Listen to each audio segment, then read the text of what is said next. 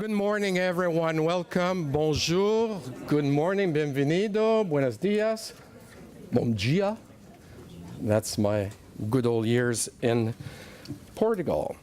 My name is Jean Lebel, and I am the president of IDRC, and it's a real pleasure to welcome you this morning to this important conversation on advancing LGBTQI2 rights in developing countries and see some of the impact of our research. I want first to welcome, greet with a warm welcome, Parliamentary Secretary for International Development and la Francophonie, Madame Celina Caesar-Chavannes, as well as the Member of Parliament, Randy Boissonnault, who is also the advisor to the Prime Minister Justin Trudeau on LGBTQI2 issues. I want to welcome our member of the diplomatic corps family, ambassador, representative from countries, and I want to welcome all of you this morning. I should have made a special welcome for my daughter that is here with her partner, and that I'm quite proud to have invited, and she has accepted, coming from Trois-Rivières. She was at home yesterday, this morning for breakfast, but I don't see her in the room. So, you know, she might have got lost in between Sandy Hill and IDRC. So it's a very special moment for me because I know that LGBTQI2 rights are not only important in context of development and challenging, but I know also in our own country from living close by the experience, it's not a fait accompli and always easy. So those were my welcome remarks. We are a Crown Corporation, the International Development Research Center, supported by the Canadian government and you Canadian, in order to do one thing, develop research capacity. Oh, here's my daughter and Alice. So I just...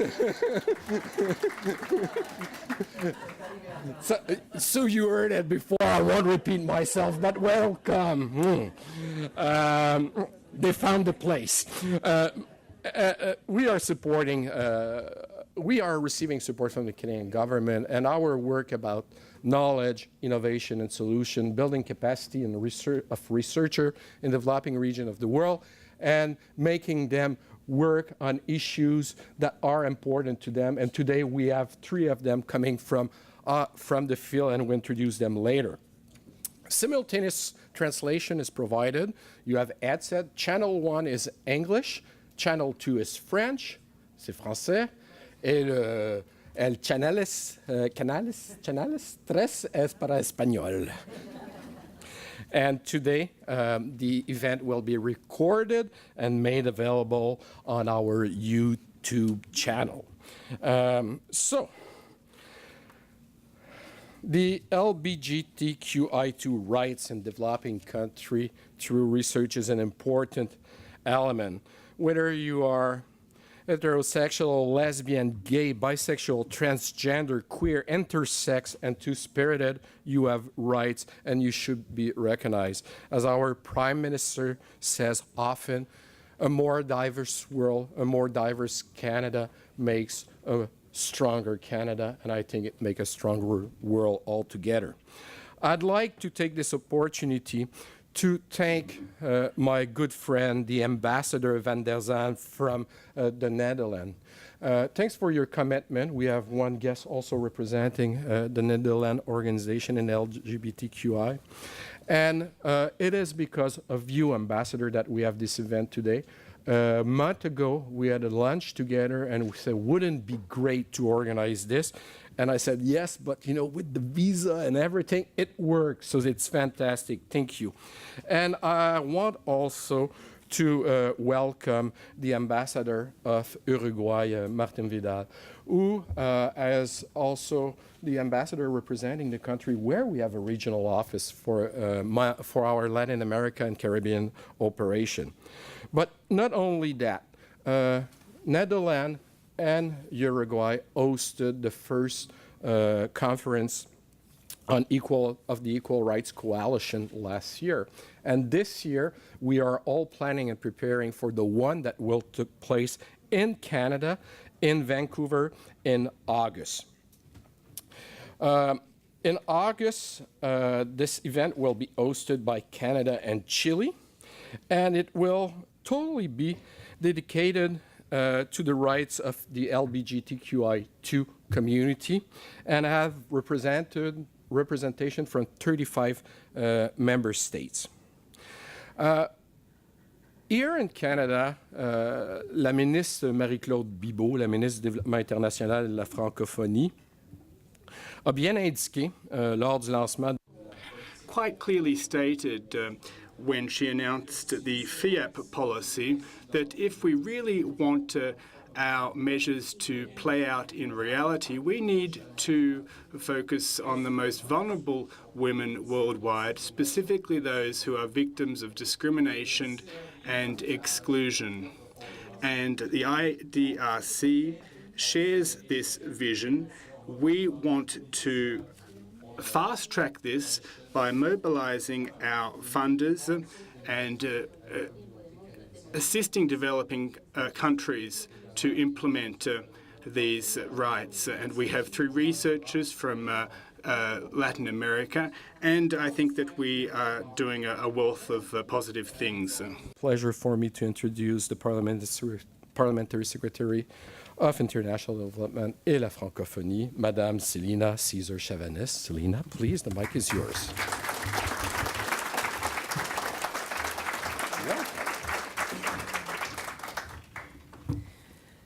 Good morning, everyone, and thank you for that introduction, Jean. First of all, let me thank Ambassador van der Zand from the Netherlands for your ongoing leadership and in promoting human rights, especially for the LGBTQ2 community, and for bringing us here today. And of course, as well, the International Development Research Center for hosting us here. As a parent, it is of 3 children. This topic is very important to me as someone who has raised a couple of daughters who are so very much entrenched in human rights, especially looking at intersectionality of individuals.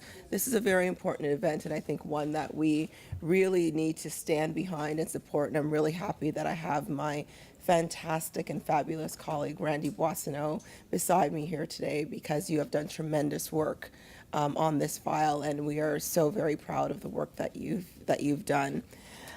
I think it's very telling that this event is examining the research aspect of how to promote inclusive development more effectively. My background is in research, so anytime I get an invitation to come here, I'm like, me, pick me. But for this particular case, I am I'm very excited to see that we have some profound and experienced researchers here. Comme c'est la case pour le renforcement économique des femmes. So this is a FIAP a year, and the data will provide us to lay a groundwork based on which we'll be able to assess our progress. The fact of the matter is that LGBTQI2 individuals' identities vary greatly. Some are young, some are seniors, some are Indigenous persons, and some are persons with disabilities. And we need to learn a lot more about the vast array of these identities and what these individuals have to deal with. To make informed policy and programming decisions that can help advance human rights for everyone in the name of human dignity and equal opportunity. As a starting point, we do know that LGBTQ2 people face a disproportionate level of discrimination, violence, and other human rights violations, no matter where they live, including here in Canada. And we also know that more than 70 countries around the world criminalize people based on their sexual orientation. At least 5 countries even impose the death penalty for consensual same-sex activity. This is unacceptable, and part of the reason Canada is advocating for change in this area. I'd like to take this opportunity to share a little bit of what Canada is doing to support LGBTQ2 persons in developing countries. As our government, we are committed to advancing human rights for LGBTQ2 persons on all fronts, including through international assistance. As mentioned, our Canada's Feminist International Assistance Policy, published 1 year ago, commits to focusing our efforts on the poorest and most vulnerable and most marginalized. It is based on the conviction that all people should enjoy the same fundamental human rights and that international assistance should be human rights based and inclusive, and that includes the LGBTQ2 community. Let me take a moment to tell you of some projects that will illustrate the point. Through our Canada Fund for Local Initiatives, for example, this year we are funding 22 projects in 20 countries which focus on promoting LGBTQ2 human rights. These small-scale projects will have large and lasting impact. We have also larger scale development projects, including one in Honduras with the United Nations Office of the High Commissioner of Human Rights that will improve respect for the human rights of women and LGBTQ2 persons. In fact, you're going to be hearing from one of the panelists who will give us an up-close picture of their research in Honduras. We also recently announced another multi-level project with the Royal Commonwealth Society that intends to identify the types of legal tools that will be needed by Commonwealth governments that are looking to bring reforms to improve legal standing and well-being of LGBTQ2 persons. In addition, Canada is supporting the World Bank's Sexual Orientation and Gender Identity team in their efforts to address the data gap. Efforts to fill this gap will paint a clearer picture of the lives and experiences of LGBTQ2 persons and the obstacles they face to their human rights. In particular, the World Bank will be examining the intersection between experiences of LGBTQ2 persons and those with disabilities or Indigenous heritage. We also hosted a reception on the margins of the recent World Bank Spring meetings, which celebrates LGBTQ2 advocates in an effort to raise the profile of these issues at the World Bank. We are very keen to learn from leading researchers and donors also working in this field, and to share best practices, lessons learned, and new opportunities that will open up advancing human rights for the LGBTQ2 community. Nous avons au Canada la chance d'avoir les lois. In Canada, we are lucky enough to have progressive policies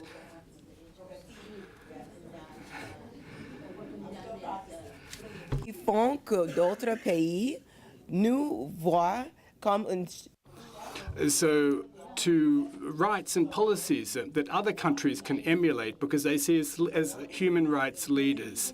We also have a Prime Minister who frequently raises issues faced by LGBTQI2 individuals in his meetings with foreign heads of state and leaders and civil society and on international podiums. Expand on what Canada is doing to leave no one behind globally, including through our leadership role as co-chair in the Equal Rights Coalition. We look forward to hosting the Coalition's Global Conference on LGBTI human rights and inclusive development in Vancouver in August. This will include donor coordination side events on how to improve the quality, diversity, and amount of funding dedicated to LGBTQ2 rights and inclusive development efforts. But to bring our attention back to the panel here today, I believe the discussion this morning will provide us with a better understanding of the situation for LGBTQ2 persons in such countries as Colombia, Honduras, El Salvador, and the Dominican Republic, and insights into the important role evidence is playing in changing this picture. I wish you a very dynamic and engaging conversation, and thank you for having me here this morning.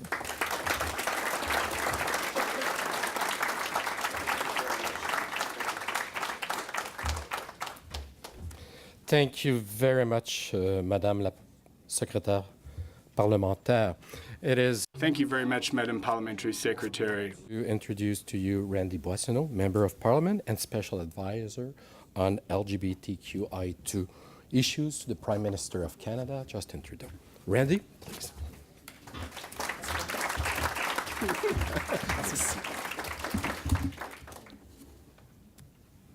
Bonjour tout le monde. Buenos dias. Hello, everyone. Morning. Ambassador van der Zwan, Ambassador Peringer, Ambassador Vidal, Emissaire, Midville Deschênes, Emissary. Mio Tatakuin Tatawa. That is Cree. For guests, you are welcome. There is room here. And if my great-grandmother, full-blooded Cree woman, Lucy Bruneyes, were here, she may well greet you in that way. And I'm always honored to be able to come onto the unceded territories of the Algonquin peoples on whose lands we are here with this great conference today. I have remarks, but before I get to the remarks, I want to share something about something that Steve Jobs said at one of his last addresses, and was at Stanford, and he addressed the graduates. And he talked about in a lifetime not being able to connect the dots going forward. You can only at some point look in your life and connect the dots going backward. And Monsieur Lebel, merci d'avoir réuni ce groupe ici aujourd'hui. And when we were in the green room, the side room, he turned to Doug Kerr and said, Doug, there was like this pride flag raising 2 years ago on the Hill that sort of kicked a lot of this stuff off.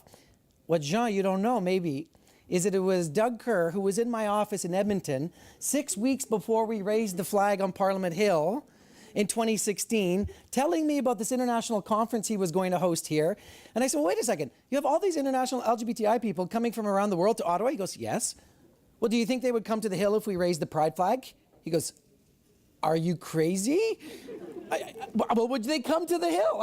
He said, yeah, we'll stop the conference and come to the Hill. I said, well, okay, we have 6 weeks. Here's what happens. How hard can it be to raise the pride flag on Parliament Hill?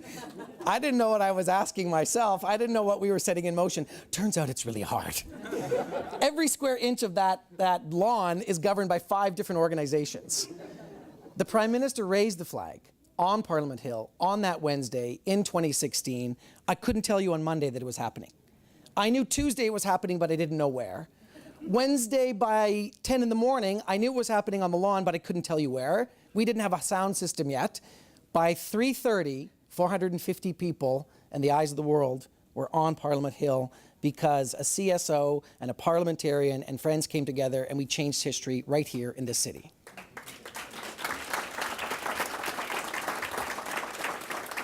And now to the remarks.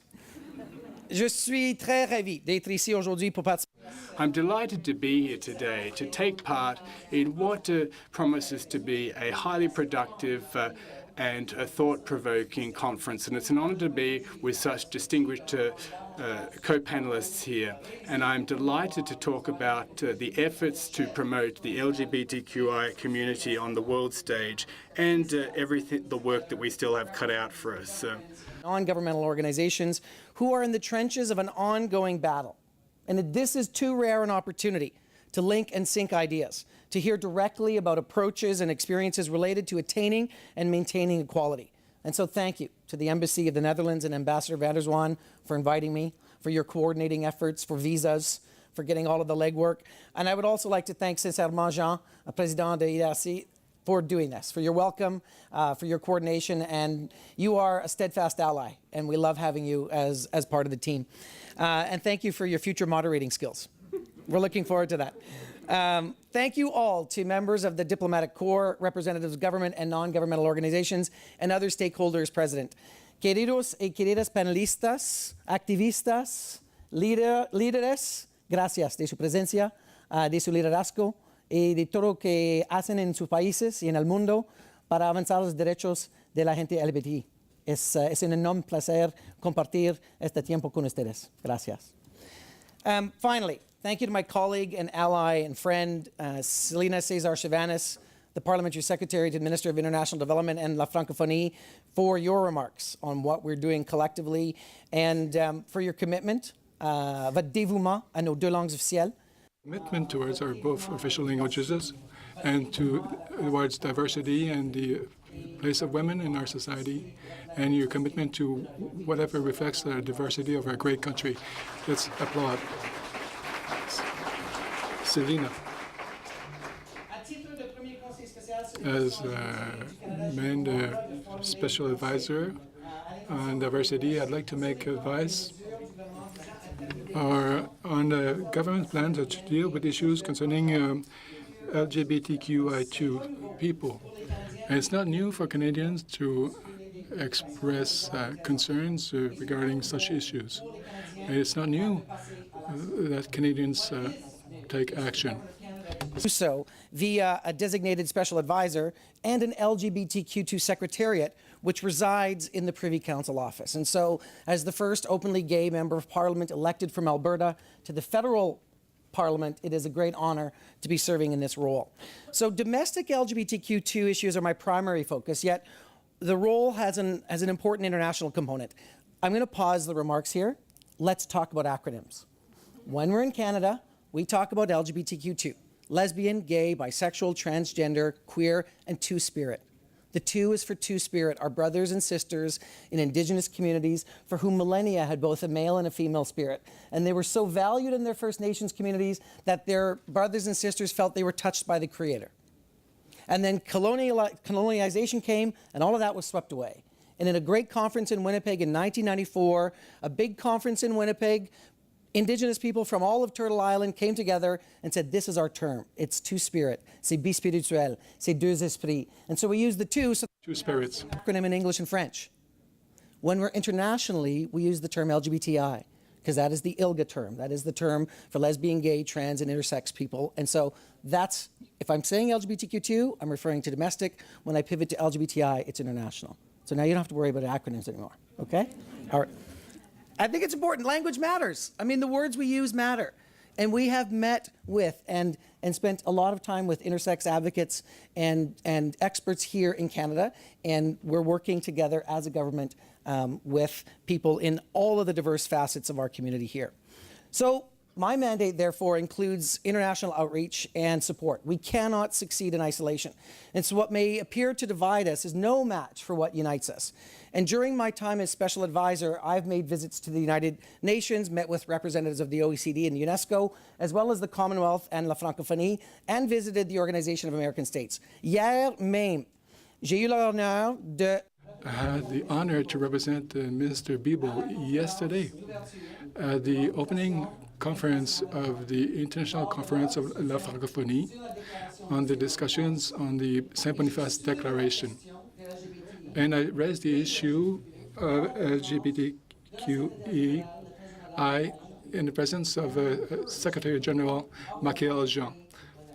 Rights conversation today to include the rights of LGBTQ2 people like me, because human rights have no borders and everybody deserves these rights equally and freely. So my colleagues and I have advocated for LGBTI rights here and abroad. On the international scene, we have been heartened by each step forward. And my colleagues and I have been equally undeterred by every retreat. Our main tools, one of our main tools in advancing LGBTI rights abroad is diplomacy. So as many of you in the room know, diplomacy is the management of relationships for which partnerships are indispensable. Now, Canada is nearly 1 year into our 2-year co-term as co-chairs with Chile of the Equal Rights Coalition, La Coalition pour les Droits Égaux, known in short form as the ERC, ou en français on dit le CDA. ERC in French. Organization, a partnership for LGBTI advocacy, and I want to thank Ambassador Vidal, Ambassador Henk, for coming together. I can't call you by your last name anymore. It's like Ambassador Henk, Ambassador Van Zwan. And please take to your capitals our great thanks from the Canadian government for your leadership in Montevideo, for setting this first international organization co-created with CSOs, civil society organizations, governments, and technical officials to advance the rights of, to put back and put in the box forever biphobia, homophobia, transphobia, and anything that holds LGBTQ people, LGBTI people down. Let us applaud the Uruguayans and the Dutch, please.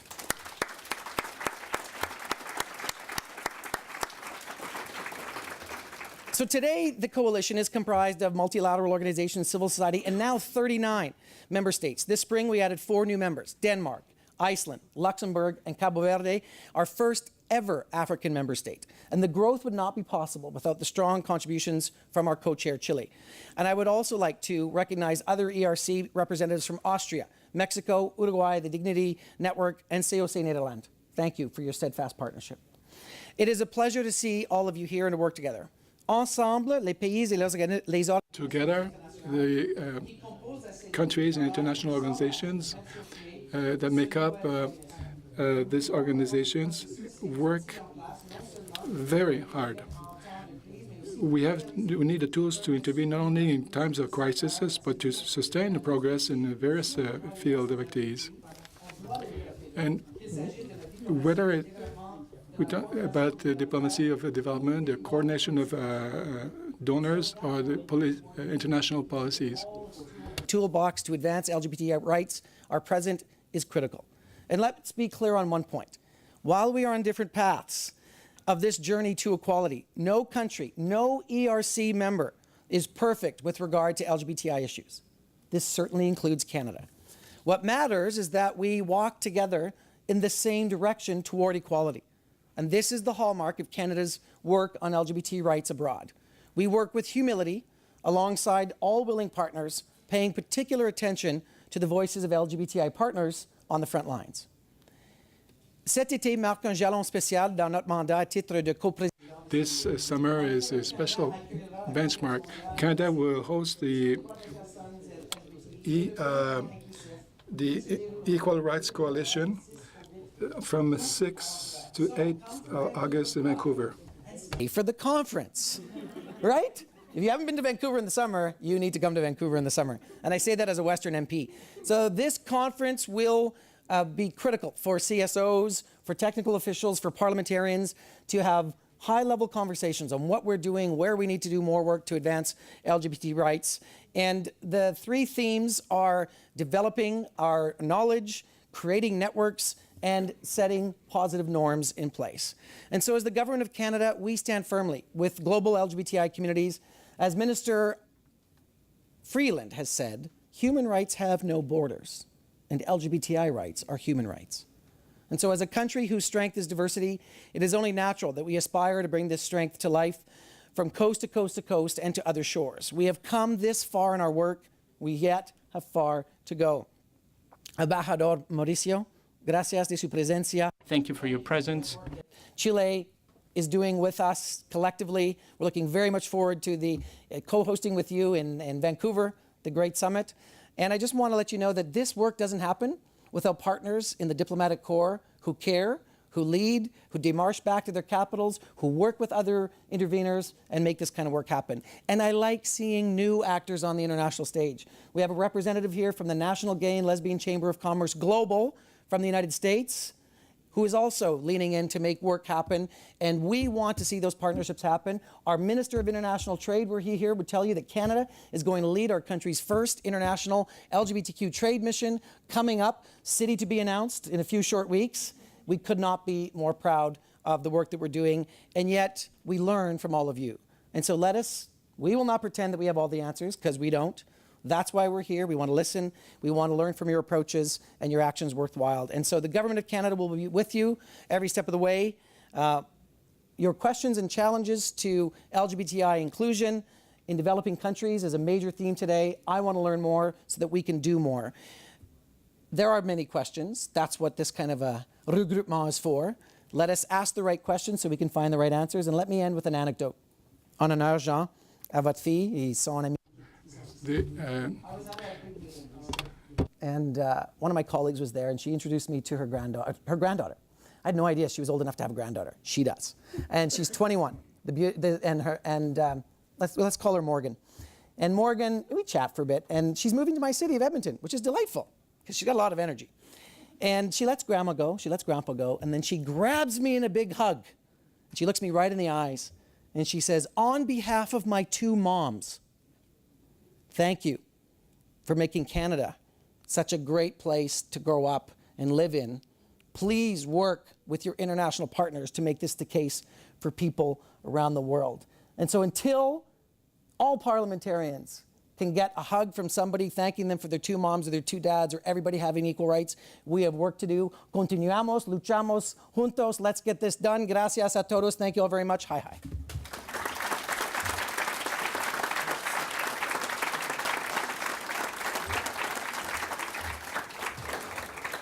Wow. I can only imagine Morgan having a hug with Randy and the energy that gets out of that hug, you know.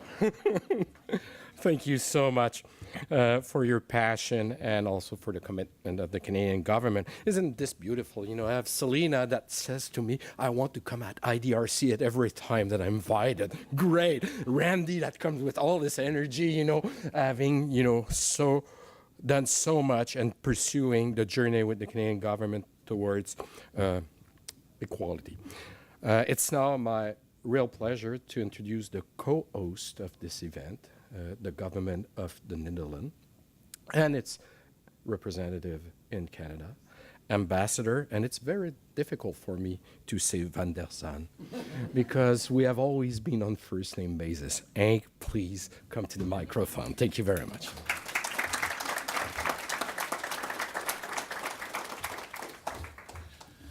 Good morning, everyone. Bonjour à tous et à toutes. Good morning, everyone. Pleasure and honor for me to be here with you today to talk about a topic close to my heart and high on our political agenda. But you know, after all these previous speakers, brilliant speakers, what is there left for me to say? I'll make a modest effort. You know, the Netherlands and Canada are extremely like-minded in our determination to advance the rights of LGBTI people, both at home and abroad. There is much to be done in our own countries and elsewhere. Our commitment is as important as ever. Homosexuality is illegal, as was mentioned earlier, in 75 countries in the world, and it is punishable by death in 5 countries and in parts of Nigeria and Somalia. Many countries have legislation that makes LGBTI people second-class citizens. The strong commitment of the Netherlands to equality and dignity for all is rooted in the Universal Declaration of Human Rights that was adopted almost 70 years ago by the UN General Assembly. Now, this is actually where it all starts, and that's the basis of our work. So I would like to recall Article 1 of this declaration, and it states as follows: all human beings are born free and equal in dignity and rights. End of quotation. And this is the beginning of our work. This is the core principle of our commitment and the basis of our advocacy. When this principle is under threat, we must all speak up, no matter of sexual orientation, gender identity, race, or religion, because it concerns us all. We have to ensure that the legal process goes hand in hand with social acceptance, cooperation with CSOs, private sector, and religious leaders is crucial when working towards social acceptance. The Canadian and Dutch experience of addressing this issue for decades at home makes us valuable partners for other countries and communities around the world. We can make a difference. We have made a difference. And we raise awareness together. It can be done through the Equal Rights Coalition that started in Montevideo, Uruguay in 2016, co-chaired by Uruguay and the Netherlands, and last year taken over by Canada and Chile. But it can also be done through bilateral programs. Through LGBTI inclusive development and related research, we will reach more and more communities and understand better what the real needs are on the ground. Equal rights for LGBTI people is not, I would like to stress, a Western agenda. It is a global agenda in which Chile, Uruguay, Argentina, Mexico, and many other countries in Latin America, Africa, and Asia play a crucial role. It's been a real pleasure to partner with IDRC and Dignity Network and work closely with Global Affairs Canada and Randy Boissonnault. Thanks, Randy, for your inspiring words. And we're going to make this conference work. in the run-up, as you said, to the Vancouver conference. That's a great thing to look forward to, and we look forward to the leadership of Canada and Chile, of course, there. I'm very pleased that the Executive Director of COC Nederland, Koen van Dijk, the largest and oldest LGBTI organization in the Netherlands and a strategic partner for many, many years of our Minister for Foreign Trade and Development Cooperation, has been able to come to Ottawa and share his views with us today. You will hear more from him during the panel discussions, I'm sure. Thought-provoking thoughts, I hope. I'm also extremely grateful to IDRC, and I must say, you credited me for the visa, but you were the one to take care of the visa of all these people here. And you've brought over 3 research partners from Latin America who will give us a deep understanding about what the challenges and needs are in local LGBTI communities and how we collectively can help make a difference. I'm looking forward to the exchanges this morning, and I wish everyone a very fruitful event. Thank you all.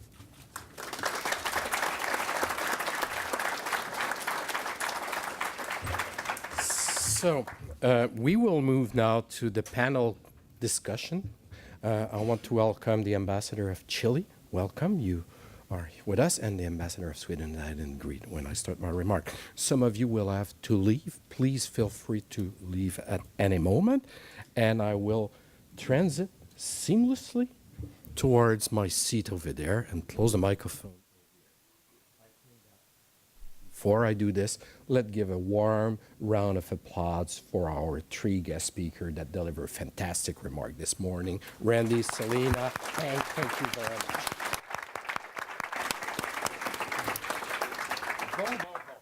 Now I have to put my mic on, okay, and I have to move over here, and it's my job to try to make, and it's going to be difficult, and as good job as our 3 guest speakers.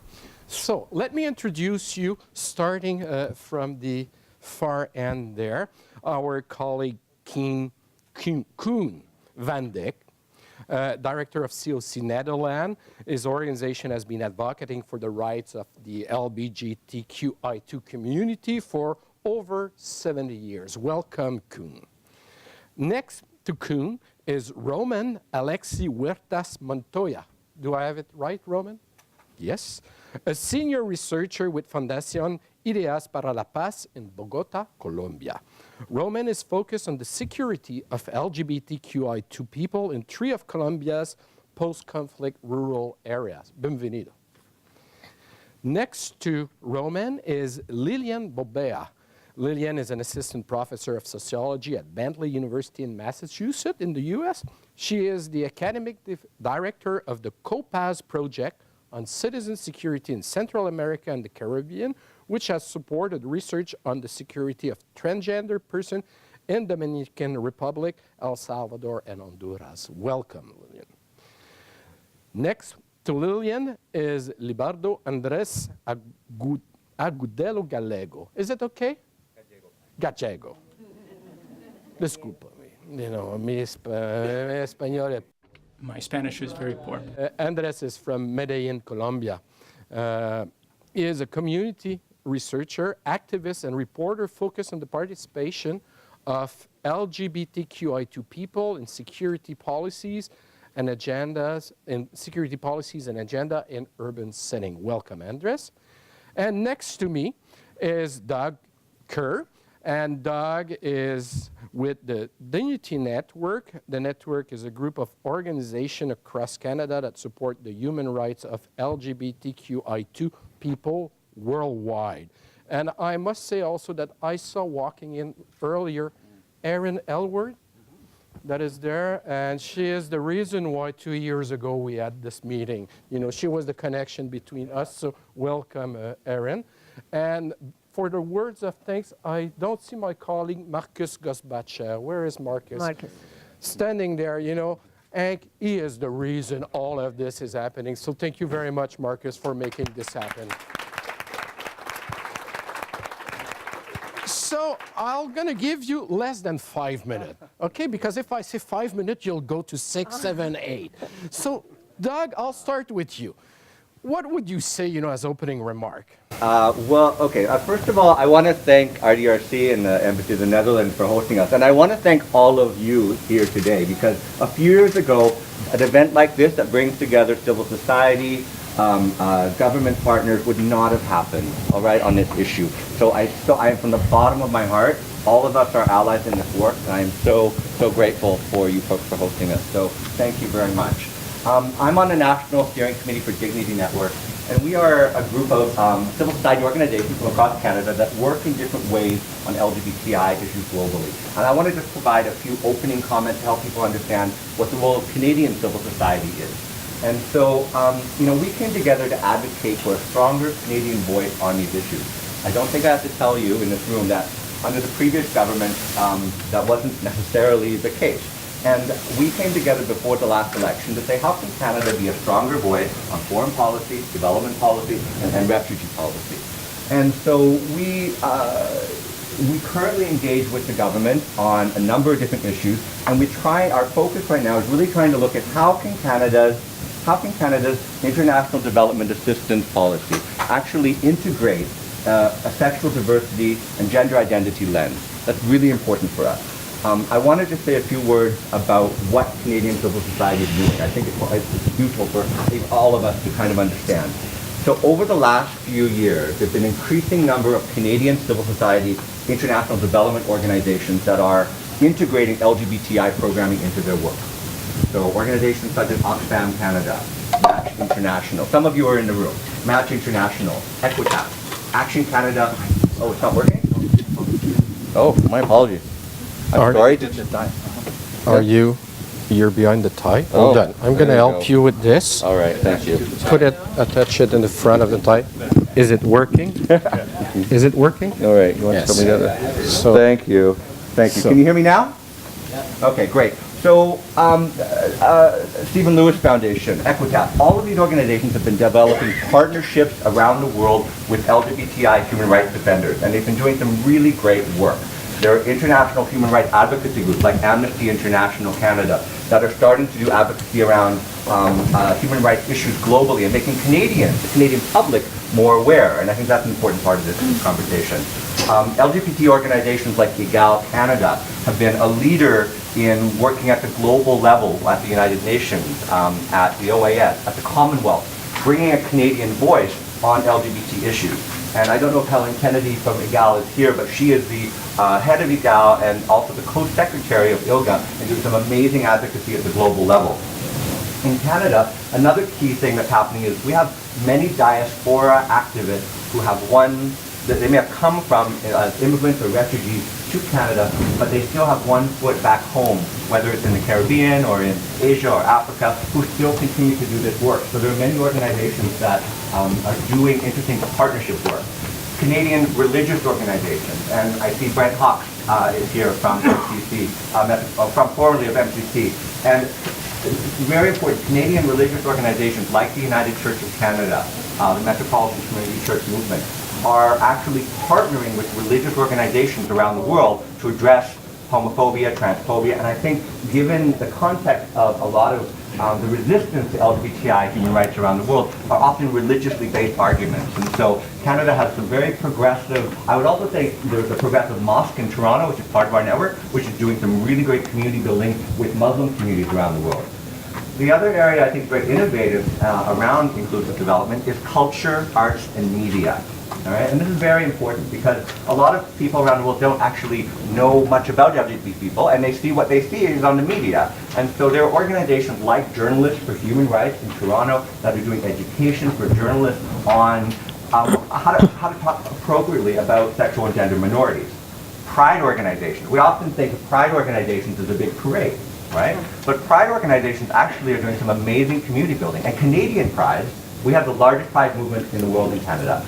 Prides like Montreal Pride are actually partnering with pride movements in Ukraine, India, Kenya, and doing solidarity work. It's very exciting and very important. We also have a growing community of organizations in Canada that work with refugees. And so organizations like Rainbow Railroad that raise money to help people escape situations, and in Ottawa, Capital Rainbow Refugee, are doing amazing work on the refugee side. And lastly, research. I really want to acknowledge that IDRC is coming along. And I think, when we were talking about this morning, when we had this event a few years ago here, a couple years ago, it was kind of new, I think. But you now are working with partners around the world. We actually see more research happening, and I'm hoping we can have a good conversation about the role of your organization and researchers across Canada in partnering with civil society on some of these issues. So I'm really happy to talk a little bit more about the Equal Rights Coalition as well, but I think my 5 minutes is up. Your 5 minutes is up. No, I need to put my mic on, sorry. Yes, the 5 minutes is up. Thank you very much, Doug, for showing the way to our panelists, but also we'll have other opportunity to come back in the conversation. I'm turning now to the Netherlands and to Koen. And, with the vast experience, tell us a little bit about your organization, but also your key message here today, this morning. Okay. It was mentioned before, COC Netherlands is an old organization. We were established in 1946.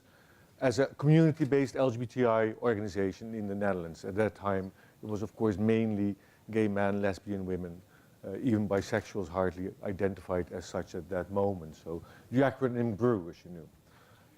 The Netherlands were a completely different country than they are now. Koen, I'm going to interrupt you. This is absolutely unacceptable, but the simultaneous translation have a challenge hearing us with the small mic. So each of you, can you use the roving mic in order to make your introduction? Should we turn off Should we? C'est juste un backup. Are you hearing there? I have a thumb up. Great. Well, I've been misguided by someone. This one on. It's not my day today. It is not my day. So, Koen, I'm really sorry about this interruption. Let's start it back, and my apologies to all of you. Let me know when we need to change systems again.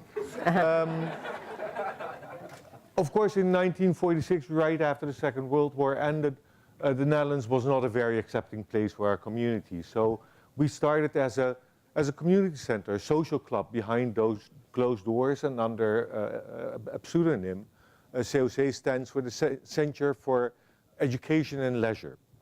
The first need of our community was to come together in a safe space behind closed doors under a pseudonym themselves. People were a member of the organization, to meet people that were going through the same experiences, to get to know yourself, to understand your own experiences, to exchange with other people on strategies to counter issues you might have in your life. And from that, the strength of our community grew. People get to know themselves, they get to know that they're not alone, there's friends that they have, there's a social network that will support them, even when they take the risk of coming out to their family or their landowner or their boss, which in that time in the Netherlands had severe consequences. And it's this growing self-awareness and the more refined strategies that were developed in these confinements of a safe space that helped us reaching out to church leaders and psychologists at that time and to our own families and to our bosses and to our government. So over time, our community got more emancipated, if you want to call it so, but also more knowledgeable about building alliances with a broader set of actors in Dutch society, and we managed to work on social change. And we're still doing that. We're not there in the Netherlands. Netherlands might seem as a very relatively rainbow paradise, but we still have severe challenges for our communities. For instance, in schools, homophobic, transphobic bullying is still rife. Homo is the most used bad name called in schools, which results in suicide percentages in the Netherlands among lesbian, gay, and bisexual youth being 5 times higher than the general population. Imagine what that is for trans youth, which is not even researched at this moment. So even in the Netherlands, not being straight, not being cisgender still costs lives.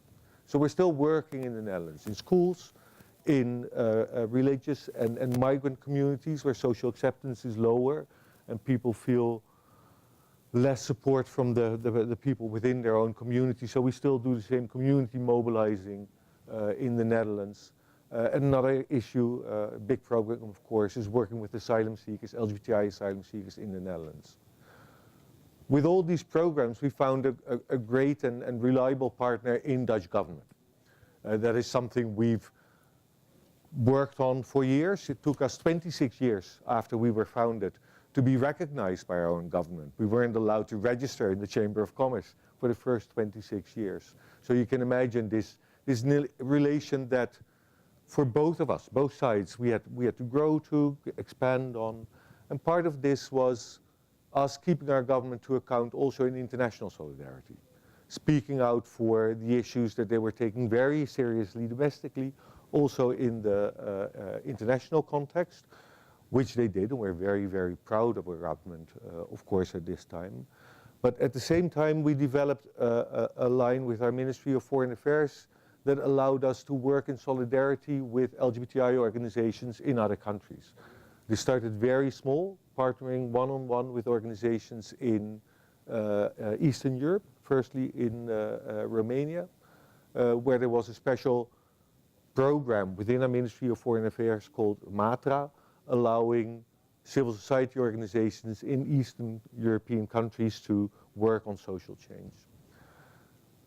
Through these first pilot programs, we've developed a real strong relation with our Ministry of Foreign Affairs, which now allows us to be one of the 25 strategic partners, which allows us to accompany over 100 LGBTI organizations in more than 35 countries. And we do that, we prefer long-term partnerships, so some of our partners we've been working with for 10 or 15 years. And being an LGBTI-led community-based organizations in the Netherlands ourselves, we can really offer peer-to-peer support to our in-country partners. They are always, which is extremely important, in the lead in making strategic choices, as they know what the needs of their community are. They know how those needs can be expressed regarding to the local context, where challenges, but also where threats lie in the local context. Our work can be extremely dangerous all over the world. So you need to really rely on the knowledge, the experience of local communities. But having had the privilege of working with so many organizations for such a long time, and the privilege of our own experience, we've been able to sort of develop a theory of change on LGBTI inclusion. It's a visual representation of an ecosystem, if you would call it like that, linking the grassroots level to the international human rights mechanism. And thereby we can assist our partners in reflecting on where they are, what the current status is, and also on what strategies they could use to move from one position in this ecosystem to the next. I think one of the main things that we can offer our in-country partners, and that's maybe very banal, is money. We can offer support, we can offer a partnership, we can offer moral support, we can offer the support of our government speaking out at international fora, but we are in the privileged situation that our government awarded us a relatively great grant to re-grant to local partners in the Global South. Because what they really also need is to have that same space, to be able to hire that same space that we had when we started in 1946. And to have some people where the majority of the movement is fueled by volunteers, to have some people doing dedicated work and making sure these volunteers are treated well, are trained, are facilitated well to do their work. And I think that is something that you see now that is really needed. While international support for human rights is really getting on to speed, the Equal Rights Coalition is an amazing instrument. The Global Philanthropy Project just issued a report analyzing funding streams in international aid. And of the $100 of government aid to international organizations, only 4 cents, so not 4%, 4 cents reaches the LGBTI grassroots communities. And when LGBTI equality is one of the main human rights struggles of this part of the 21st century, governments should start putting the money where their mouth is. Thank you very much. Thank you very much. Thank you very much, Koen. The microphone. Thank you very much, Koen. Now mine. Oh, yours. Is it on? Is it on? Yes. Thank you. Thank you very much, Koen. And we're gonna now vamos a pasar ahorita a la parte de los investigadores del campo. Los palabras son las últimas en español que yo voy a utilizar porque es terrible. So, bienvenido. Let's start with Román. Román, tell us a little bit about your research and what has been the main finding of your research.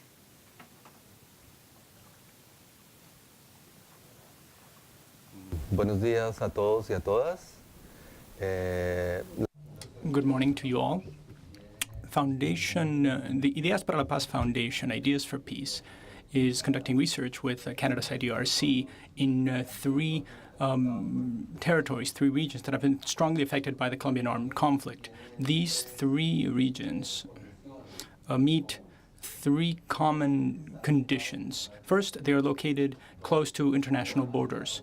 Number two, they have developed illegal economies as they've been coalesced as territories. And number three, they have been affected by multiple actors in the armed conflict over the past 40 years.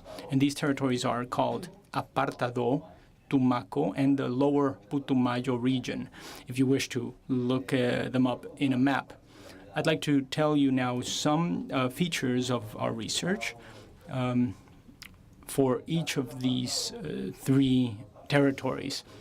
In the case of Apartado, we've been able to reflect how after the 1980s, when Colombia decriminalized homosexual expressions or erotic homosexual expressions, then in parallel, in this same territory, we see an increase in violence by armed actors. This arrival of the armed actors in this historical moment in Colombia for LGBTI rights set the stage for the following. Gender arrangements in the territory are not determined by the national norms, but rather by the conditions of the war itself and the armed actor present in the region. Gender arrangements for Colombia, for these territories at the time, become an element to show control and power by the armed actor, to exhibit control and power. So from these gender arrangements in this territory, but also throughout the country in rural areas, LGBTI persons achieve what we call precarious citizenship today. It is possible to make them visible. It is possible to make contact with persons who are lesbian, gay, trans, and intersex. In their everyday lives, they are stuck between the fear caused by the criminal gangs that are still present in the neighborhoods, these small armed groups, but they must also survive discriminatory practices that are differentiated for gay men, for lesbian women, and for trans persons. The form of discrimination changes based on their identity. And this is a reality that is evident, that can be seen in Apartado, but it may be different it may be common rather to other regions. Now, Apartado in particular for the past 30 or 40 years has experienced 3 demobilizations of armed groups, guerrillas and paramilitaries. And for us, this then becomes a reference to understand what is happening with LGBTI populations whenever one armed group leaves and another one arrives.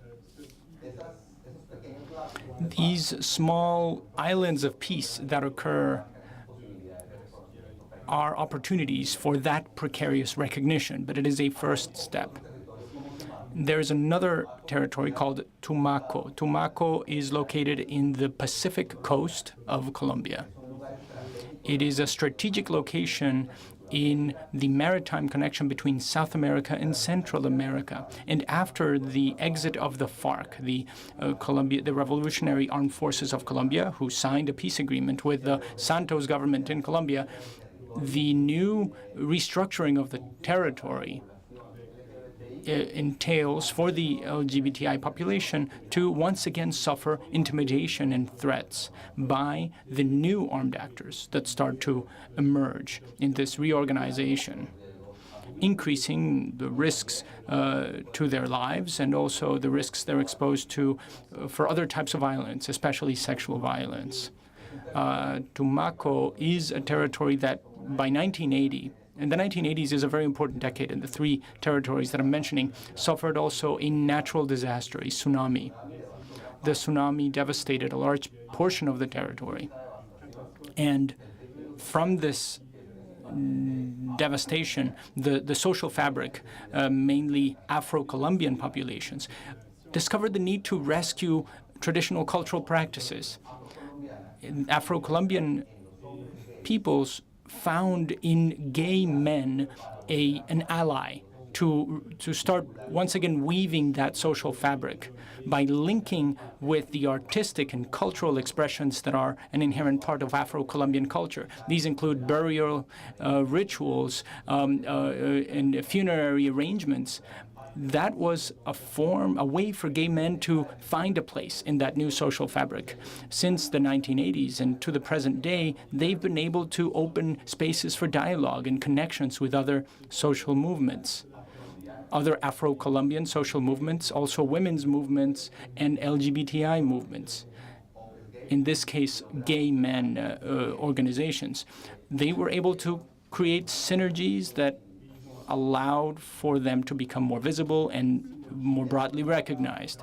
So for our research, this was a crucial element, which was understanding how identity is built by overlapping ethnic identity, class, and sexual orientation. And this leads us to the need to address the concept of intersectionality in order to understand what are the security implications in these parts of Colombia. Given the reorganization of the armed groups after the exit of the FARC, who used to control this territory, expressions of violence are leading to cultural uprooting. And this is, and these are warning signs for that social fabric that was slowly built over 40 years. So paramilitaries and drug trafficking are making Afro-Colombian cultural practices disappear. And with them, that recognition that gay men had achieved. And regrettably, the lesbian women population and the trans person population did not achieve that same recognition. And today, it is practically impossible to self-identify as such in that part of Colombia. Moving on to another region, I'd like to talk about the lower Putumayo region. It is in the southern border of Colombia, in the Amazonian region, in the border with Ecuador and Peru. And the one feature here was that the coca crops arrived there earlier than the state, and all development began there from coca production, which is deeply rooted in the indigenous cultures of that territory. So cultural practices surrounding coca speak to us about the indigenous worldview. And this was a milestone for the territory because it was around coca that first the armed actors arrived. And they arrived before the state, earlier than the state. And this strongly affected social development. A number of armed groups have made presence there, paramilitaries, drug traffickers, and guerrilla groups. What we find today, after the disarmament and the exit of the FARC, who had the broadest territorial control, is that government efforts to achieve recognition for LGBTI populations from the regulatory standpoint opens a gap between what the country portrays internationally in its legislation and the reality in these territories. territories that have been abandoned, such as Tumaco, Putumayo, and Apartado. Make it clear that the LGBTI political subject is still under development. And there isn't a broad understanding of what it means to be a political subject with a diverse identity in Colombia, making it easy to manipulate these identities to advance objectives of corruption and poor governance. We've also found conceptual gaps in the various institutions at play, such as city halls and subnational governments. Local governments don't know how to treat their own people. There are gaps in their characterization, methodological gaps in how to approach them, and also differentiated services. These gaps end up being very functional for the armed actors who take advantage of the fact, seeing that the regulations don't reach the population and that the population doesn't know how to demand their rights. Putumayo shows us the following reality. There is a community that is regulated by an armed actor, but also a community that in turn regulates sexual orientation of its members. And this dual form of control means that the chance of creating a social fabric or an organization by LGBTI sectors is increasingly at risk. And this is the outlook for these territories. Finally, to close, just one last idea.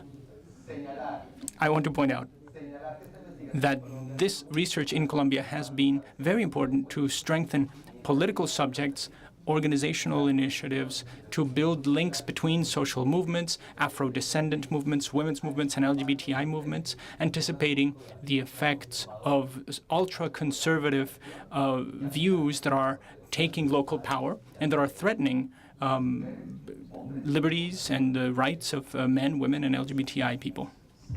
Thank you very much. 3 regions under reconstruction. So it's also a diversity of experiences, which is part of the question today. And we will now move on to Andrés. Andrés, could you please talk a little bit about your research and your work in Colombia, in Medellin, the most innovative city in the world? Well, so please. First of all, I'd like to thank you for this opportunity and for the opportunity to expand on the dialogue of many community organizations. Sorry. There are several microphones open. Could I ask the panelists to turn on their microphones, please? Could I ask other panelists to please turn off their microphones?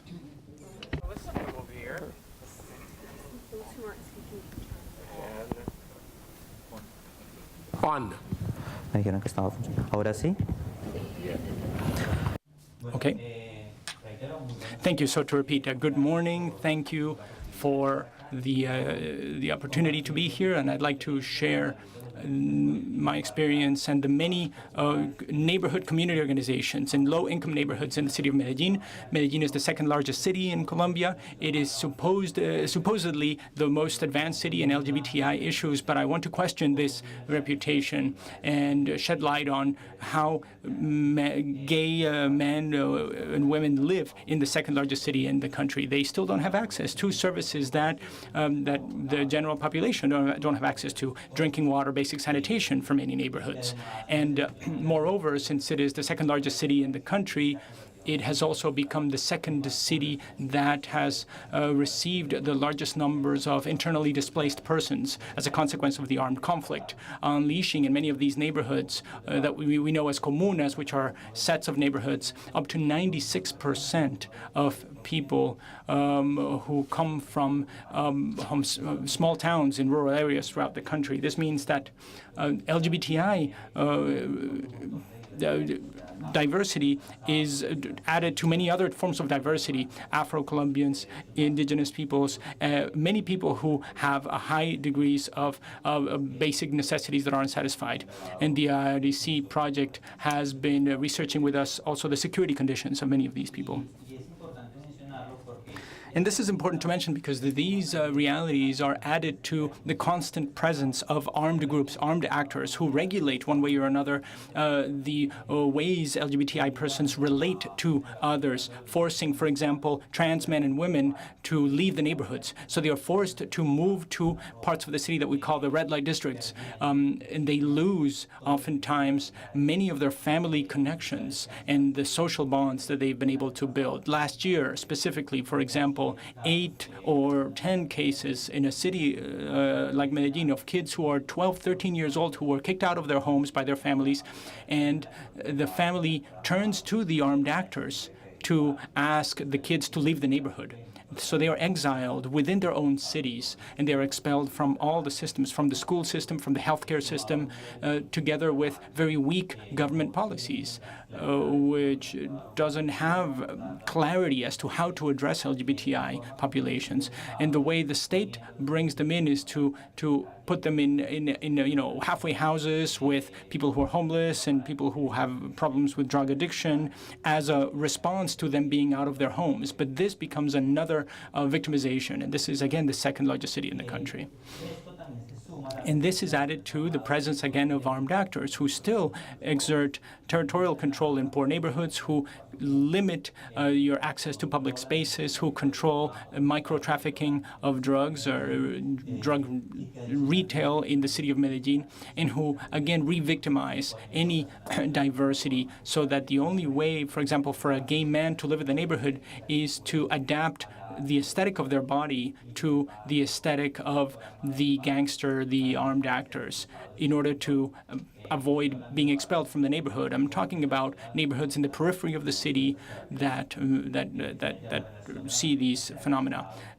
As to the reactions by the state, and I'd like to question organizations, national organizations, who do political advocacy, and I want to question their actions too. And by way of an example, I want to say this: we cannot pretend to legalize one way or another, to for example, move forward marriage equality in Colombia, when our gay, lesbian, bisexual, transsexual populations are being kicked out of their homes at 10 years of age.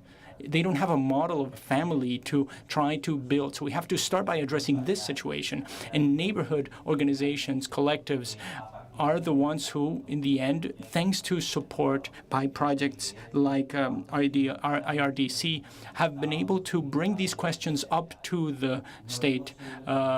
It's not possible for a trans woman in Colombia, despite the fact that the regulations are there, to have access to an implant, for example, or to hormonal treatments. So we have deaths of trans women in our city because they've been injecting things like aircraft oil. So these things are happening, and it's an ongoing problem. And finally, the actions seem to address, bureaucratic quotas rather than the real needs of the populations. For example, only 3 days ago, we saw an approval of the National Public Policy for LGBTI people. The initial proposal was to draft it in 2010. It was finally submitted, but only a few months before the current government, the end of the current government. And it doesn't have resources allocated. It doesn't have an action plan, and it's really not in contact with the realities of our organizations in the neighborhoods. I don't know if I have enough time, but I want to take one more minute, because I believe that in the midst of this outlook of the reality of LGBTI persons in the city of Medellin, I think that there are two sources of hope. That's the right word. First, it is wonderful for a gay man or for a lesbian woman or for a trans person to be able to come together in a context of violence, to come together to ask about their sexual diversity. That is, we are facing many generations of victimization, and now we're asking ourselves about our sexual identity. That's a revolution in neighborhoods where even the armed conflict is still very much happening. And they are asking from society and other countries and from our own central government to ask these questions, to look at the reality, to diagnose what are people living, and to begin to regulate social practices around state presence and around the fulfillment of basic rights, but also in the framework of the recognition of their identities. It's not a struggle for being gay, lesbian, and so forth. It's a struggle to be full citizens, subject of rights.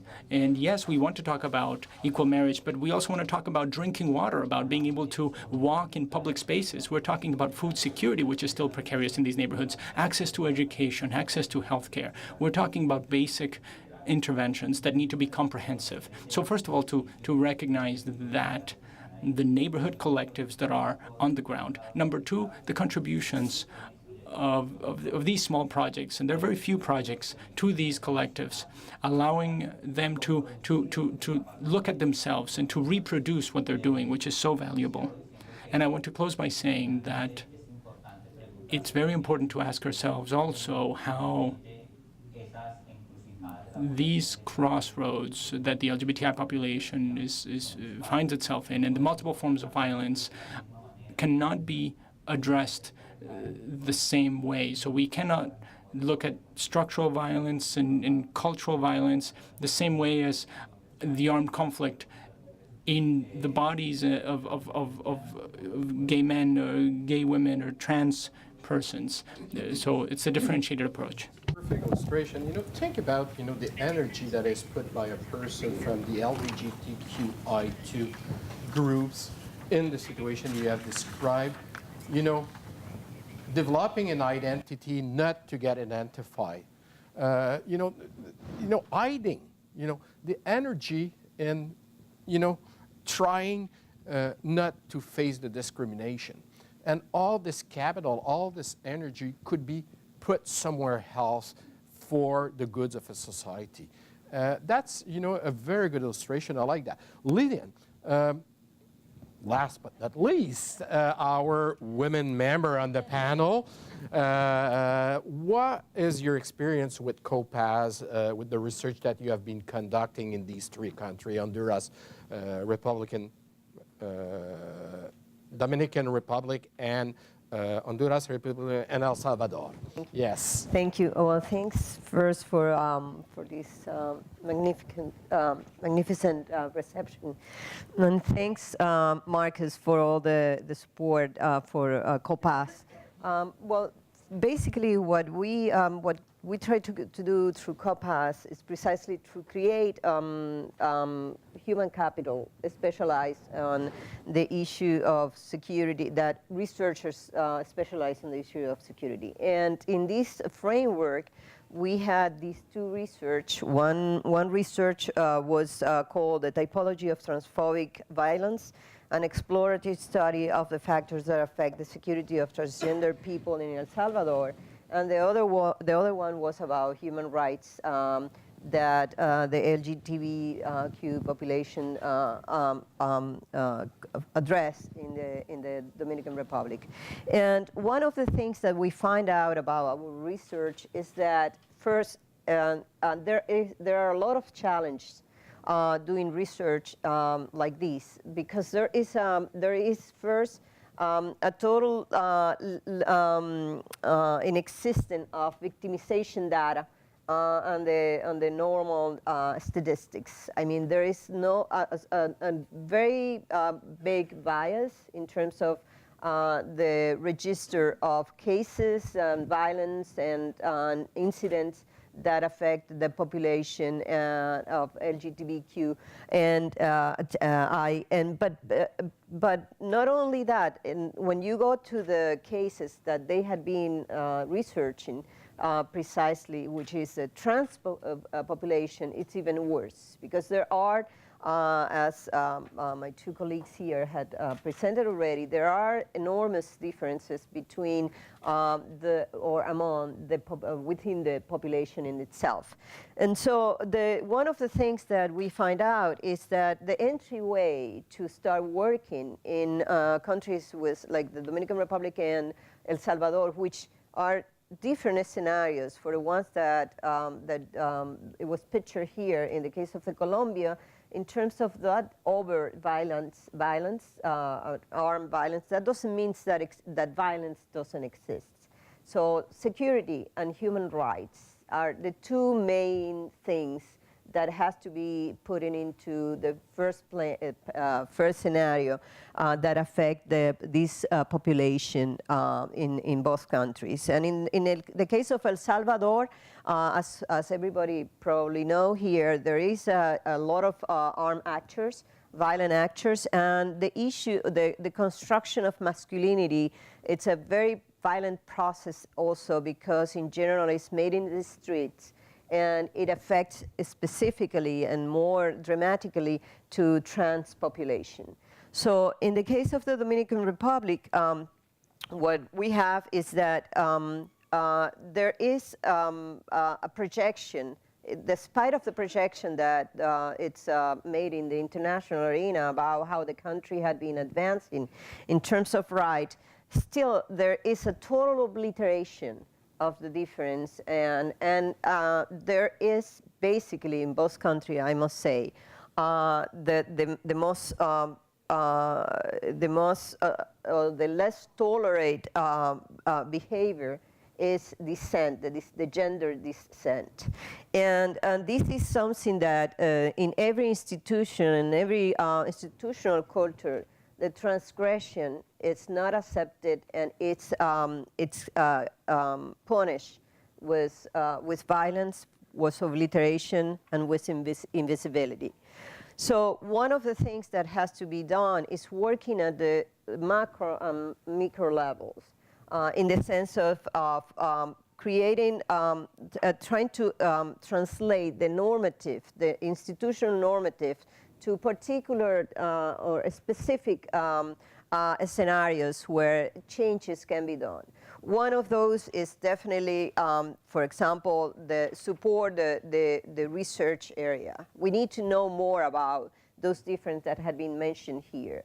Within the LGBTQI community in itself, within those that are more vulnerable within the community, those that are in a more economic and social marginalization and situation, because as had been said here also, the more visible political subjects are those that had been assuming a more active role, but there are the majority of the population that are not necessarily politically active, but they are the most that suffer marginalization and social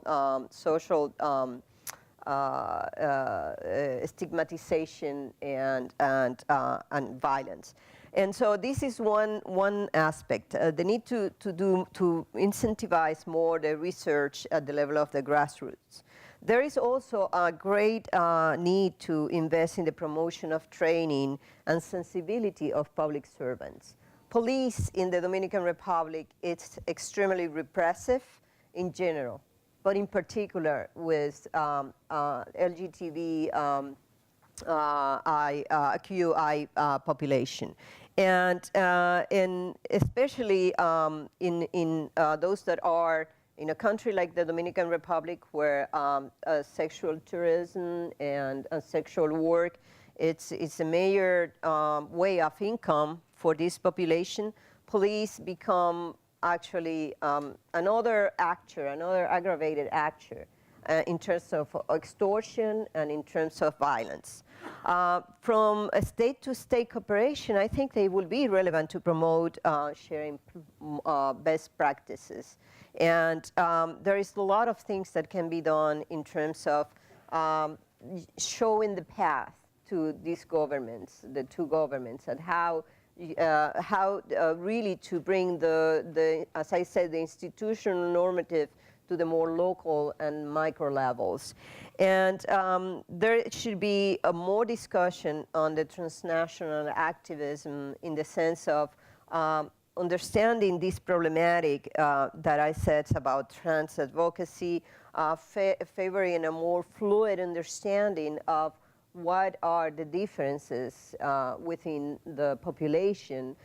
In some case, we can talk about community. We can see here that in Colombia, it's more difficult to think about community in itself, because there have been those processes of deterioration of the social networks. But in the case of the Dominican Republic, we see more a community. But still, when you look at on details, when you zoom the situation, you could see that there are a class difference, there are ethnic difference, there are racial differences that account in terms of improving the agenda or improving the conditions of the population, but also changing the agenda and talking in one same language. So I think that the way to work with that is researching more, knowing more about these differences in these communities, and then trying to, from using that information, those data to create policies, basically. Thank you. This one, I'm now confused. You know, I don't know which button to press anymore. I'm on now? Okay. Well, you know, we're running a little late, and I'm going to turn myself into an Oprah Winfrey and try to disconnect from all these wires over here. And we'll start with the audience. And I have one mic that I am managing. And we'll start with questions from the audience, and if there's none, I will get back with a few questions that I have. But I just need a show of hands. And you will have to introduce yourself. I can do that. And very briefly. Okay. And you tell me who you are asking your question before. All right. Okay, well, I'm going to ask our three panelists from Latin America. And you're asking to them. Yes. Go ahead. My name's Calla Barnett. All done. Oh. Is it working now? Is it working? Yes. Yes?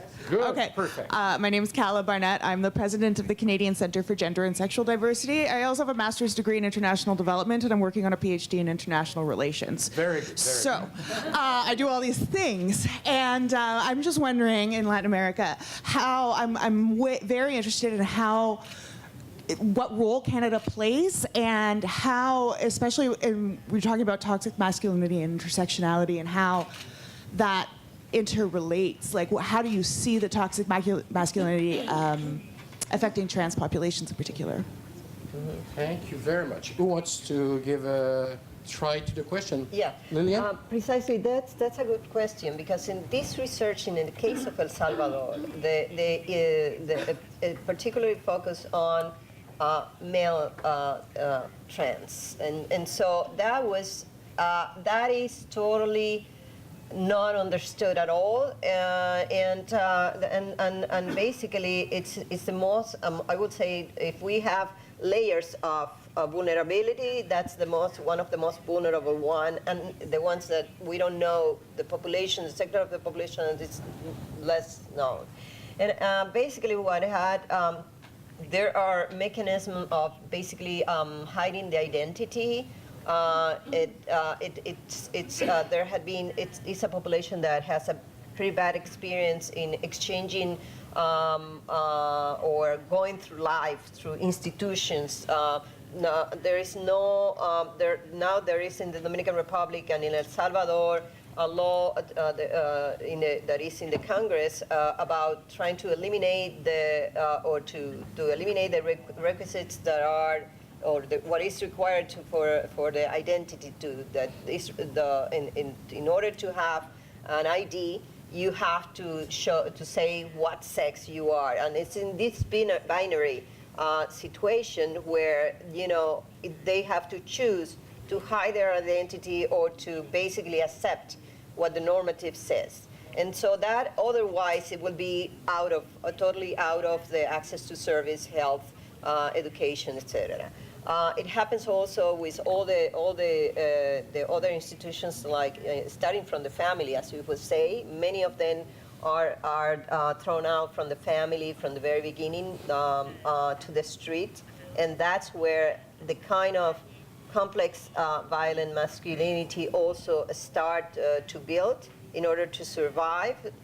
And then the school. The school is the second other institution that really it's more difficult to accept the transgression, as they see, of contesting, all the imaginary or the established accepted codes that they have to submit. So it is an area that definitely, I don't know what the experience is in Colombia, but in the case of El Salvador and the Dominican Republic, it's still in very incipient level. Thanks, Lilian. We're going to move to another question. We'll come back, Román. Okay, I'm sure we'll have other opportunity. Who is our? My name is. It's on now. Yeah, it's okay. My name is Andrea Papin. I'm the technical advisor on gender and behavior change at Nutrition International. I'm actually following up. Well, I actually have two questions. Is that all right? One only. Oh, okay. This is tricky. I'm going to try to do one. Following up on the answer you just gave, you highlighted male trends on this discussion. I was actually interested on the female trends with regard to this piece, because when you're looking at the security sector, it's often male trends and masculinities on LGBTQI issues that come up. And the notion of invisibility was one I was particularly interested in. I was also curious when you are... No, it's linked very much. So when you are measuring risk, because Koen was also discussing this, when you are measuring risk with regard to... now you've made me nervous.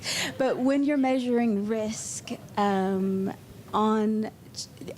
with regard to assessing risk on these issues, sometimes the notion of risk as a partner from here, and you're measuring risk and you're analyzing it, you are concerned that the risk is overemphasized, almost like you are concerned. So with regard to this gender risk and invisibility, for example, there would be a concern that you wouldn't want to engage because people would be invisible, or especially in a conflict situation, that you would be putting people at a higher risk. Mm-hmm. And as a partner, how do you engage in that discussion? Because from a local point of view, you want to make sure you are not, as a partner here, you would want to make sure you are very careful with that. But sometimes that gets emphasized so much that you don't engage. So when you mentioned theory of change, and now when you're talking about this toxic masculinity, for females in a security sector discussion, that already is a high-risk situation. So how do you engage in all of those pieces? So you see, it is one question. Do you want? It is almost a research topic in itself. Yes. So who wants to take on Román, please? And after Koen, do you have something to bring? Yes, por favor. Okay. Okay, so specifically about risk. This is part of our investigation, and it's part of it for two reasons. Number one, because when you arrive at a territory where it is not possible to talk about diverse identities, that places at risk not only the population who you're making visible, but also the researcher who is asking the question.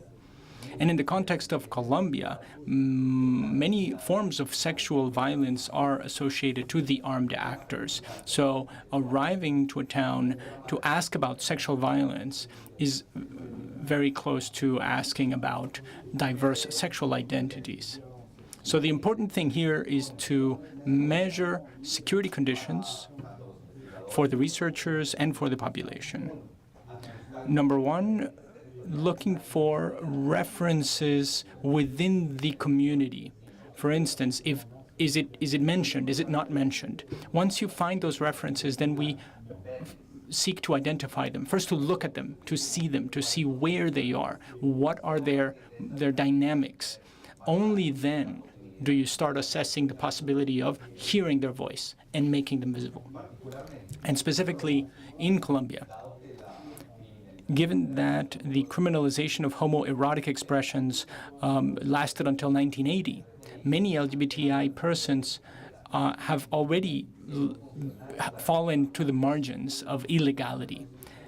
So issues of prostitution, sexual exploitation, and arms trafficking related to the conflict have been related to this community. So the link between legality and illegality and the armed actors and the population is a very delicate matter. So the security protocols that we use are exhaustive before we arrive at the territory in order to avoid causing harm, because what we want is to act without causing harm. And finally, picking up on your question about masculinity, what we find is that after many years of conflict in our country, masculinity begins to become a core element to start to unravel other forms of violence.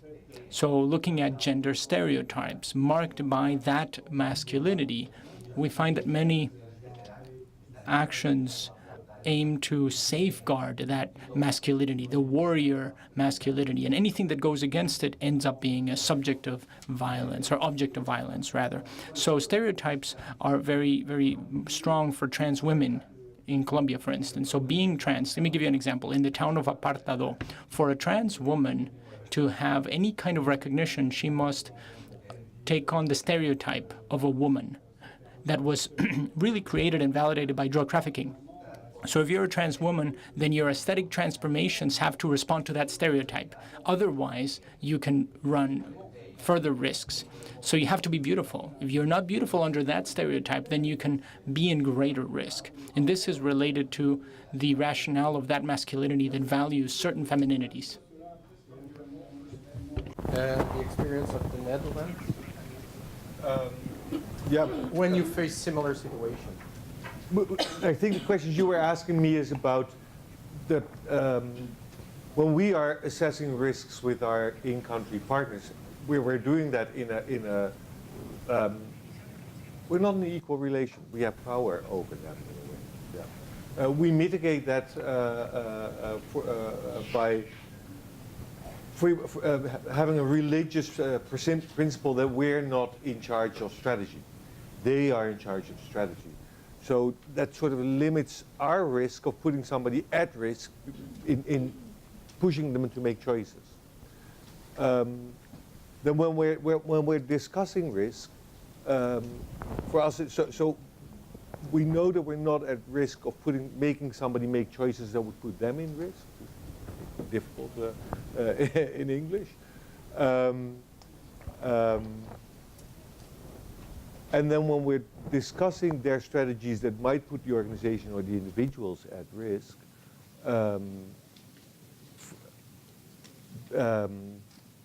we're very aware of that they would make those choices even without us. So you said sometimes the organizations in charge of the money, the northern organizations, they sort of pull their partners back from making choices that they really want to do.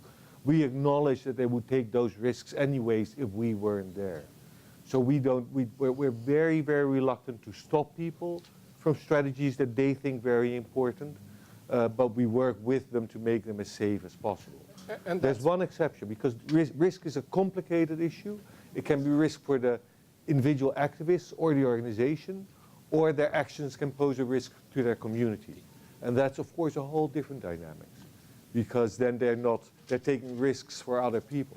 And that's a very important point you made, that the local ownership. And, in the case of, the three researchers that we have here, Lilian, Andrés, and Román, the sponsoring of IDRC is to the researcher at the national level, because we strongly believe that if the people know the context, know the culture, know the level of capacity, as well as the openness or the closeness on the issue, they are better to make the research result move in the right direction for public policy and improvement of life and livelihood. So that was an excellent point. Sir, please. My name is Brent Hawks. I hear from partners internationally that pretty consistently the main opposition to LGBTQ human rights is religious-based homophobia. And I've also understood that a religious attack requires a religious response. And so my question is, where is research being done on best practices for confronting religious-based homophobia, for confronting that religious attack? We know a lot about the opposition. We know a lot about the fundamentalists that are attacking us, but we don't know a lot about what are the best practices around the world for confronting that religious-based homophobia. Okay, thank you. And I don't have the answer. Doug, would you have some knowledge of this? No? Andrés? Yo, pero quería... Well, yes, but I'd like to go back to the previous question first. I want to ask about, let's think about three categories that we find.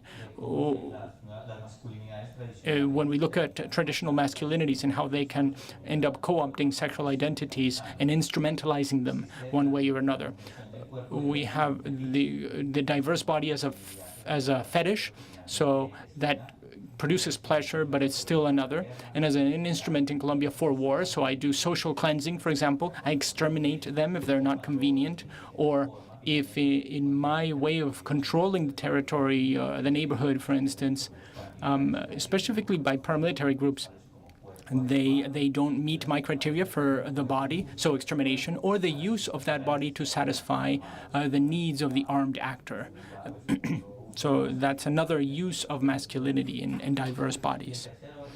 And the third is very much associated to the possibilities that that diverse body has of rendering useful services, which is another way of inhabiting the territory. The trans woman is the hairdresser. The gay man is the informer in the neighborhood. And lesbian girls become, the girls who can go to the soccer game and practice certain forms of violence, which in Medellin has been explored very little. And I wanted to mention this because those three aspects of masculinity are very relevant in the diversity of bodies in my city. Okay, now, and for the other question, I don't have an answer, no. Lilian?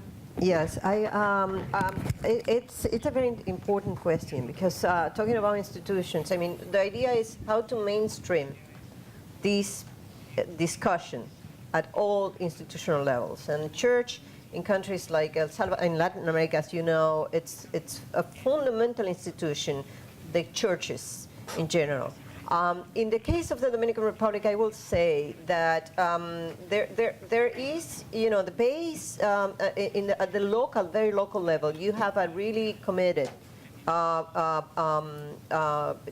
Catholic priests or people that are working at the roots level, and they are really good in creating, supporting the networks, not necessarily promoting the high level of tolerance still, and the contesting the traditional discourse of aggressive discourse or institutional discourse, but in facilitating mostly the networks and basically mediating in some way. The evangelical church, the Protestants, are sort of more difficult to they tend to be even more homophobic and more discourse is more more polarizing in some way.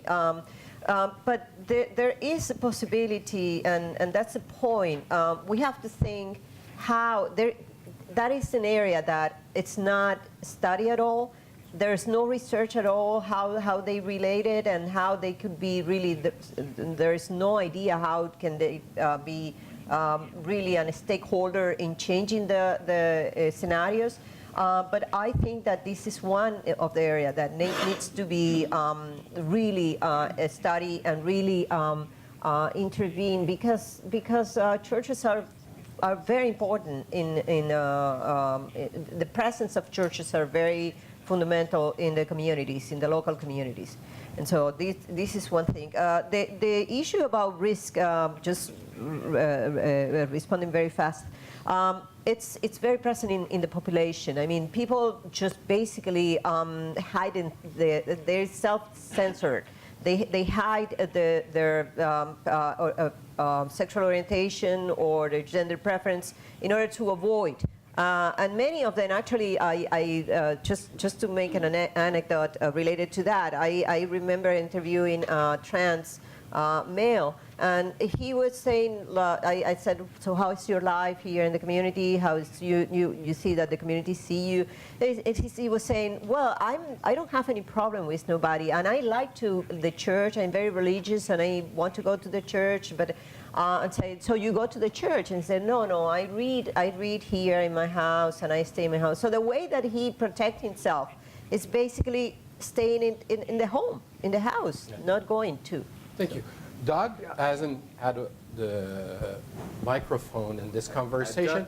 I'm going to give you the floor, Doug, and then we have two persons that have raised their hand, and that will be the only question. We have to wrap by 11.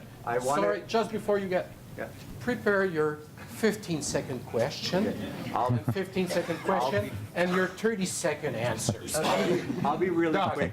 So one of the questions was the role of Canada, and I didn't get it. I want to make a very important point that I want everyone in the room to understand. The example of the partnership that you see here today, the great partnership between these researchers, IDRC, is actually quite rare in Canada. And I think a really important piece for us to think about is that Canada has made a commitment in the Feminist International Citizens Policy to actually target the most vulnerable, the most marginalized people. And in much of the world, we know some of the most marginal people are trans, intersex, lesbian women, and LGBT refugees in country and out. And I want to make an important point here. Last week, the Global Philanthropy Project released their report tracking the amount of funding that goes to fund work like this. In the world, it's 250 million from government and non-government sources, okay? About half of it is from government, all right? And Canada provides about 1% of that, just over $1.5 million, okay? And now, that is changing, but I think it's really important that as we think about the bigger picture here, as Canadians in this room, what is our role in making sure that groups like this, within the FIAP, how do we have an intersectional lens within the Feminist International Citizens Policy can do the work that they do? And that's why I'm so happy that you're taking the leadership role today. Thank you. Thank you, Doug. You know, we're only there to build the platform. The researchers are delivering the keynotes.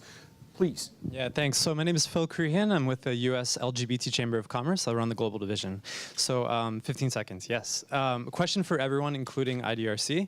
How do we scale this up? How do we scale this up in a way that it is self-sustaining and better connects organizations with academics, with policymakers? So if, for example, we look at traditional gender equality work, research, or HIV key populations research, we see significant knowledge and research infrastructures that are self-sustaining and have effectively connected academics with advocates, with organizations, with policymakers in a way that data actually informs policy recommendations. So how do we bring that to the LGBTI side of things? Impact at scale, one of our corporate objectives. So, Roman, how do you scale these things up? Bueno.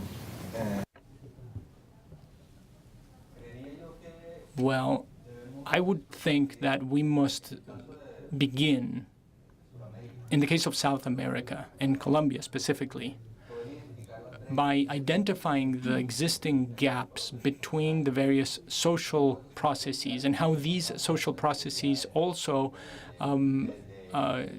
create needs for employability and for governance. So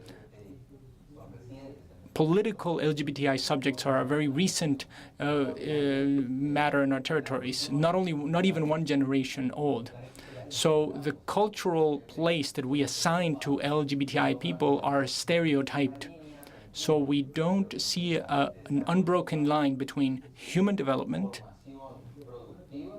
education and training, and employability, job training. So it's important to link the private sector, in the case of the chambers of commerce, to the rationale of social policy making and a gender approach related to security policies and social development policies. To me, that would be a recommendation. Empowerment that need to take place, but it's across society that you need the changes. Last question from you, sir. Hi, yeah, my name is Bill Fairburn. I work with Inter Pares, which is a feminist social justice organization in Ottawa. Our colleagues from Colombia have spoken about the armed conflict. I'm wondering if you could say something about the involvement, the impact of LGBTQ organizations in Colombia in terms of the peace process with the FARC and possibly with the ELN. And could you talk about the reaction, the homophobic reaction of the first referendum that led to the defeat of the yes in Colombia with... You're asking a question for 2 hours conversation, but you know, Andrés, why don't you give us a glimpse of what you do? Lo primero. Well, first of all, I lost my train of thought. Okay, yes, the victim's law. The victim's law only contemplated in 2, 3, 4 chapters of the entire law the gender approach. And it talks about a gender approach, not about LGBTI people. So it only explored the possibility of working with women. That was the first limitation. In Colombia, we only have one experience in Medellin, in a neighborhood called Comuna 8, of an LGBTI process which is going to be subject of reparations as part of the victim's law. They've been waiting for 4 years to have their harm characterized by the court, and they haven't been able to because even the forms don't have the right fields to fill out. So the protocol, the procedure doesn't understand how to address victims of the armed conflict as collective victims if they are LGBTI people. So that's one example of the lack of response. Number 2, the armed conflict in Colombia made it possible for sexual diversity and gender identity, which had played many different roles as part of the armed conflict. So the end of the conflict did not make it possible to ask these questions about the various roles that the LGBTI population had played in the conflict. There's only one document of some case studies, just one document in a country where almost the entire country suffered the armed conflict and the population was affected in many ways. But there's only one document that portrays emblematic cases that was drafted by the Historical Memory Center. Un segundo. Oh, Román, un segundo. And just specifically about the Havana peace talks, they allowed participation of LGBTI organizations, and more than 200 proposals arrived to the agreements, and we have cataloged them, and I can share this with you if you're interested. After the referendum, which aimed to validate and ratify the agreements, this was truncated, and those proposals were not taken into account for the implementation of the peace agreement. On the contrary, what 8 years ago was bringing votes to through LGBTI rights, today is being used to get votes in order to negate those rights, if I make myself clear. So the peace agreement actually kind of lifted the lid on a very homophobic society in Colombia. 140 characters. This is your verbal Twitter. If you had a magic wand, if you had a magic wand, what would you do? The only thing you would do to accelerate the change from a research perspective. If it's not from research, what would you do? What is the most critical need that we have in order for the agenda of the LGBTQI2 to move in the right direction and provide equal rights for everyone? So one, support grassroots organizations in community mobilizing. The greatest risk to LGBTI individuals over the world is not imprisonment or death penalty or dropping out of school, it's suicide. Being isolated, having no visible role models, having no friends, nobody to share it with. Support grassroots mobilization. Thank you. Roman, what would it be? To strengthen LGBTI organizations in remote rural areas and to accompany the implementation of public policies by the states, supervising, making sure that that policy in fact impacts the lives of the people. Bringing the stakeholders and educated, as I said, mainstreaming in basic institutions, schools, the police, which is one of the main things, the justice system. Yeah. I will say that these three areas are critical. So if there could be some money put in training a new generation of stakeholders there, I think that will make a big change. Thank you. Andrés. To put cooperation in neighborhood organizations, recognize neighborhood organizations, recognizing their disparities and their ways of being actors in their own change. Considered a major donor country in this area, Canada should work with the ERC partners around the world to increase the level of support that can actually enable this work around the world. Canada should be a leader in this area. That's my line. Those famous last words are the one that close our discussion. There's plenty of resources available at www.idrc.ca. They are free, they are open, and they are to be consulted. We had a fantastic panel that brought us, glimpse from what is happening in developing region in the Americas, the experience of long-lasting partners of the LGBTQI rights in Netherlands and abroad, and the key influencer in Canada, having been able to convince Randy Boissonnault to have the flag ceremony in front of our Parliament. So let me thank our guest speaker that were Randy Boissonnault, Special Advisor to the Prime Minister of Canada on LGBTQI2 rights, Celina Caesar-Chavannes, Parliamentary Secretary for International Development and La Francophonie, as well as the Ambassador of the Netherlands, co-host with us at IDRC of this event, Henk van Dijk. It has been a great moment, a great interaction with all of you. I think you all deserve a round of applause, and we'll see you next time.